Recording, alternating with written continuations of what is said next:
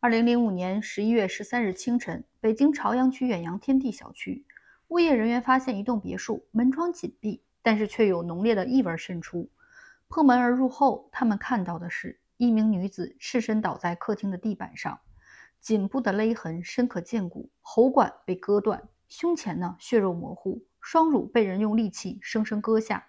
更诡异的是，墙壁被凿穿了15厘米，地板被撬开。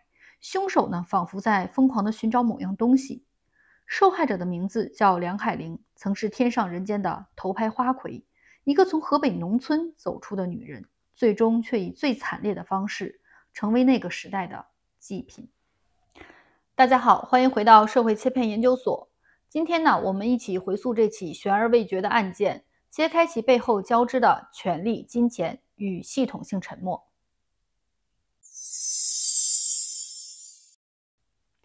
1975年，梁海玲出生于河北的一个普通家庭。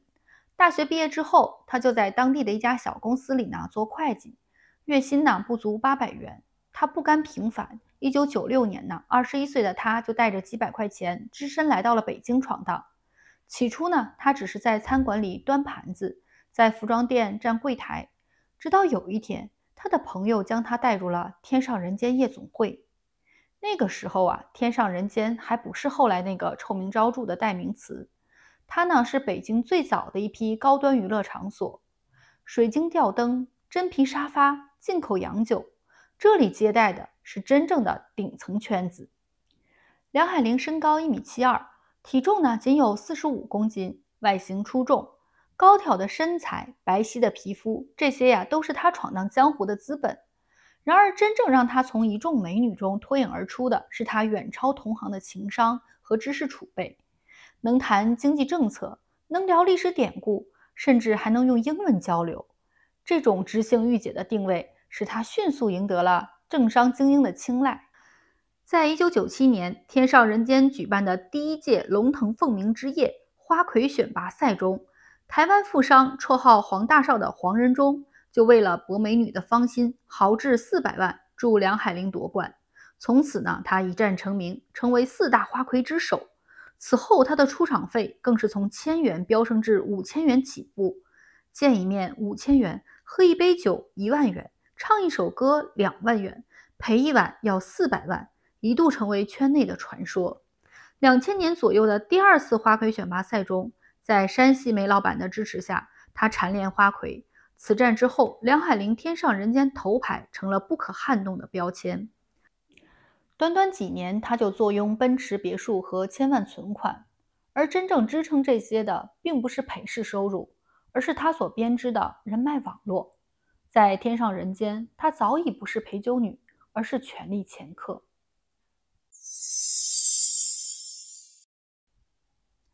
梁海玲的影响力根植于一张错综复杂的关系网。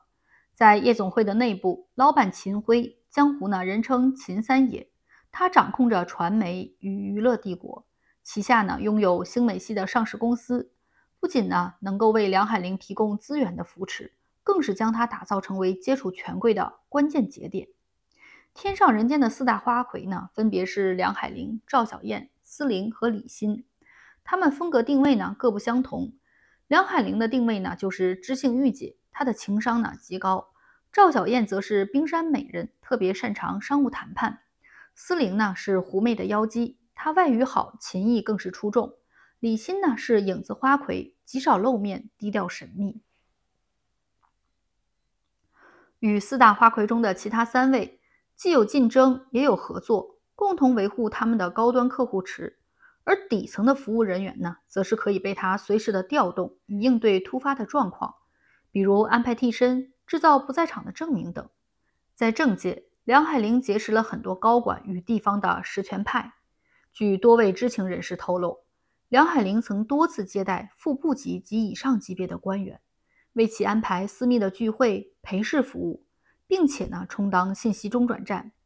一些能源矿产资源大省的地方领导赴京开会的时候，梁海玲会亲自接待，并且记录其偏好，便于后续的精准服务。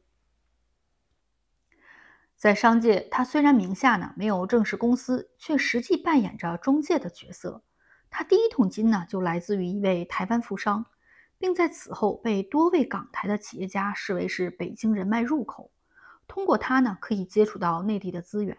他还与多位的知名地产商及煤矿老板呢交往密切，帮助他们促成项目审批，也与建行原行长张恩照多次合作，撮合过多笔过桥贷款，并且他会从中抽取佣金。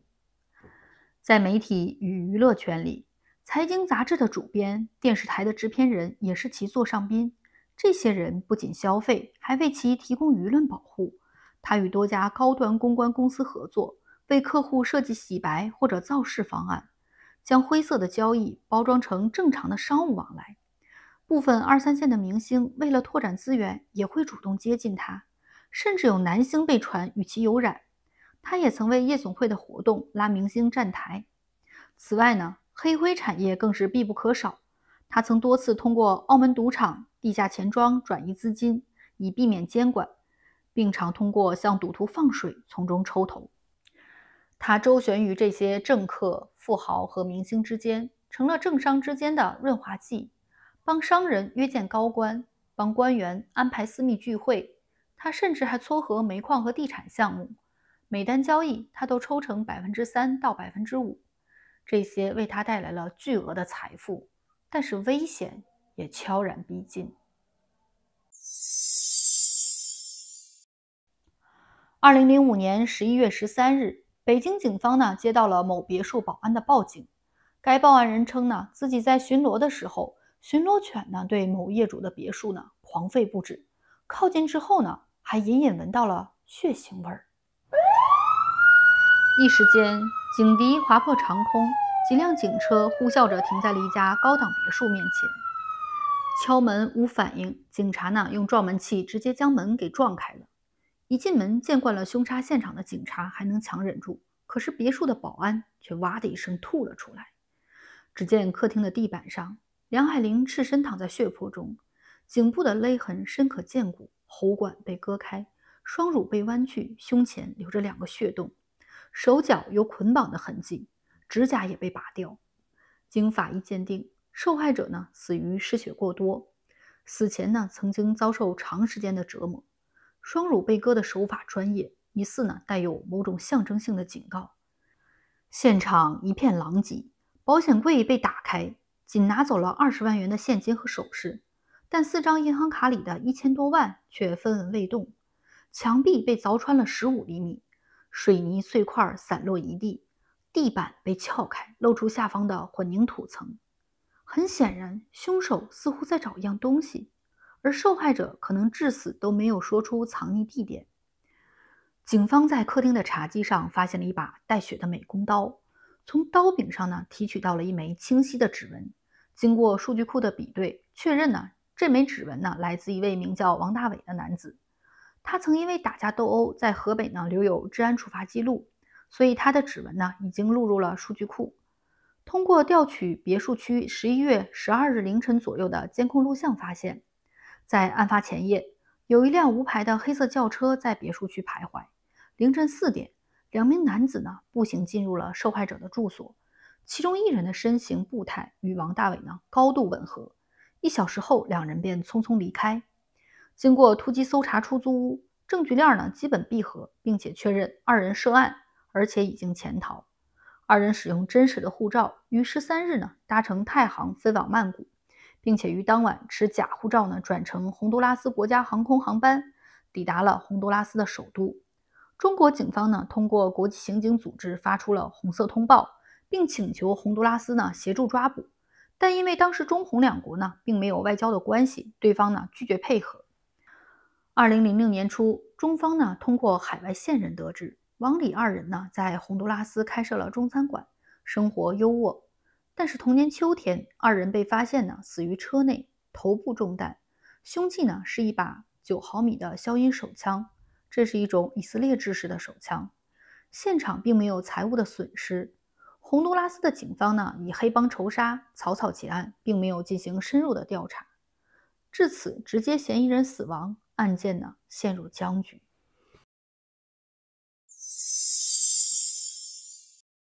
王大伟，河北人，与受害人是同乡。1998年呢，进入天上人间做服务生，身高1.78米，外形清秀，性格内向。2001年起呢，就被受害人包养，每个月支付给他2万元的生活费，并且呢，还多次帮其偿还赌债，金额超过100万。2005年的10月，梁海玲呢正式与其断绝关系，停止了经济支持。李小强，王大伟的表哥，有盗窃的前科，长期混迹于赌场，负债累累。他没有在天上人间工作过，但是呢，通过王大伟结识了梁海玲，并且呢，多次向梁海玲借款，均被拒绝。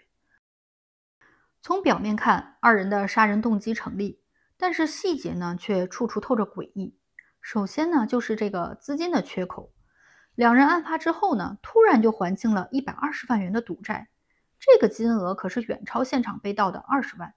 其次呢，是二人的逃亡路线，他们俩呢是先飞的泰国，再转机到洪都拉斯。这个逃亡路线呢是非常的缜密，而且呢都是使用的虚假护照，做这些呢都是需要大量的资金支持的。其次呢，他们两个人被灭口的方式。2006年，两个人在洪都拉斯的车内呢，是被专业的杀手枪杀的。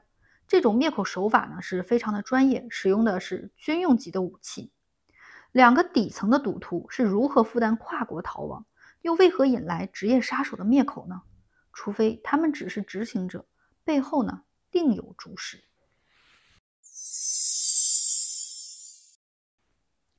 梁海玲的危险呢，不在于他多有钱，而是在于他知道什么。根据多位前员工和警方内部人士的透露，他手里呢掌握着多份重量级的材料。第一类呢，就是官员性贿赂的证据。梁海玲作为头牌，常常呢陪同权贵参与私密的酒局。传闻呢，他掌握多段的录音及照片，涉及权贵在夜总会接受性贿赂的实证，并且呢有一份手写的名单，标记了27位常客的代号与偏好。第二类就是商业利益的输送。根据警方的调查，梁海玲呢曾为某能源集团牵线搭桥，促成了煤矿开采权的交易，并留存了中间人佣金的转账记录，这个金额达到了千万级别。第三类，夜总会呢非法经营的内幕。天上人间呢建立分级的陪侍体系，而梁海玲作为管理层呢，他掌握着全套的账本，包括公司与陪侍女的分成协议，为政商客户提供的定制化服务的记录。除此之外呢，还有包括像夜总会洗钱的操作记录，以及某央企高管债务的把柄等其他的敏感信息。而当一个人知道的太多，他的存在呢，本身就是一种威胁。2005年夏天，梁海玲呢开始计划移民加拿大。她告诉闺蜜：“我想退出，这里太危险了。”但是没人知道，她的退出竟以死亡告终。案发后，秦晖迅速切割，公开称呢，梁海玲只是普通员工，私生活复杂，并且呢，紧急删除了公司所有关于他的业绩档案，同时呢，还关停了会员系统，防止警方呢追踪客户。这不是冷漠，而是恐惧。他怕的不是梁海玲死了，而是他留下的东西被找到。此后，警方在调查过程中发现，梁海玲名下呢有多笔大额转账流向了秦晖所关联的公司。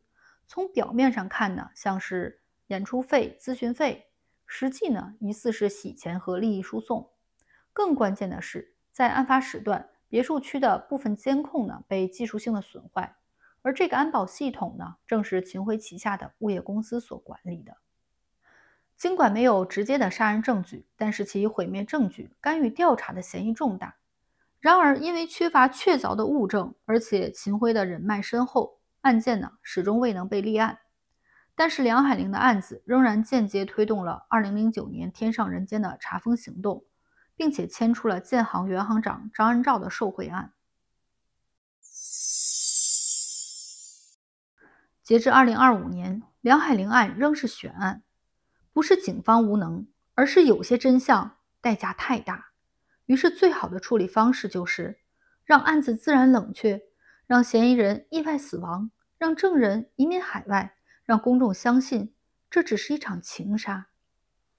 2010年天上人间被查封，557名陪侍人员被带走，但秦晖早已全身而退，移居海外。而梁海玲成了这场盛宴最后的祭品。梁海玲的故事是一个时代的缩影，在那个纸醉金迷的年代，有人靠美貌上位，有人靠关系敛财，有人靠沉默活命，而他选择了知道太多。也许杀死他的从来都不是那把美工刀，而是他所代表的那个不能说的世界。如果你觉得这个故事值得被记住，请点赞加订阅，并在评论区留下你的看法。在这个世界上，真相真的重要吗？还是有时候沉默才是生存之道？